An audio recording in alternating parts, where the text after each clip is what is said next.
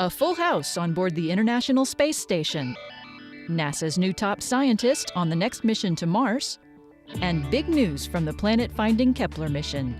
Those are some of the stories trending this week at NASA.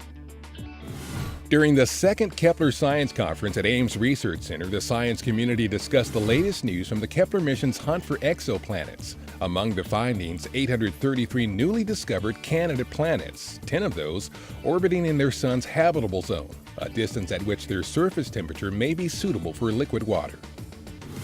The Expedition 3839 crew, including NASA flight engineer Rick Mastracchio, launched from the Baikonur Cosmodrome for a 6-hour trip to the International Space Station. On board with them was the Olympic torch, which as part of the traditional torch relay is headed by way of spacewalk to Sochi, Russia for February's Winter Games. The arrival of Mastracchio, Soyuz commander Mikhail Turin, and JAXA flight engineer Koichi Wakata brought the number of crew on board the ISS to 9 for just the second time ever. And it's the second time 3 Soyuz spacecraft have been docked to the station at the same time. At the Kennedy Space Center, NASA's new chief scientist, Dr. Ellen Stofan, met with the media to discuss the upcoming launch of the Mars Atmosphere and Volatile Evolution, or MAVEN, spacecraft. The solar wind comes in and actually is stripping atoms off the top of the atmosphere of Mars. And so MAVEN comes in, is going to make the measurements, understand that process, understand what's going on now.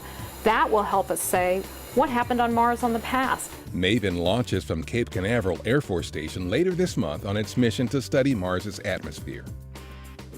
For the first time, a team of NASA and international scientists has a detailed understanding of the effects of a small asteroid impact on Earth. The unprecedented data was obtained from the airburst of a meteoroid over the Russian city of Chelyabinsk on February 15th. Scientists now have established a new benchmark for future asteroid impact modeling, which has implications for the study of near-Earth objects such as asteroids and the development of strategies for planetary defense. The first ever satellite built by high school students is scheduled for a ride to space November 19th from Wallops Flight Facility. The small satellite, called TJ CubeSat, was developed as a club project over the past 8 years by students at Thomas Jefferson High School for Science and Technology outside Washington, D.C. Part of something goes into space, part of something that's making history. It's just like a really unbelievable experience for me and everybody who's worked on it so far. It's quite a student effort and investing the initial time in getting this project off the ground. TJ CubeSat is primarily an educational outreach tool. It features a website where the general public can see telemetry and data while it's in space. And that's what's up this week at NASA. For more on these and other stories, follow us on social media and visit www.nasa.gov/twan.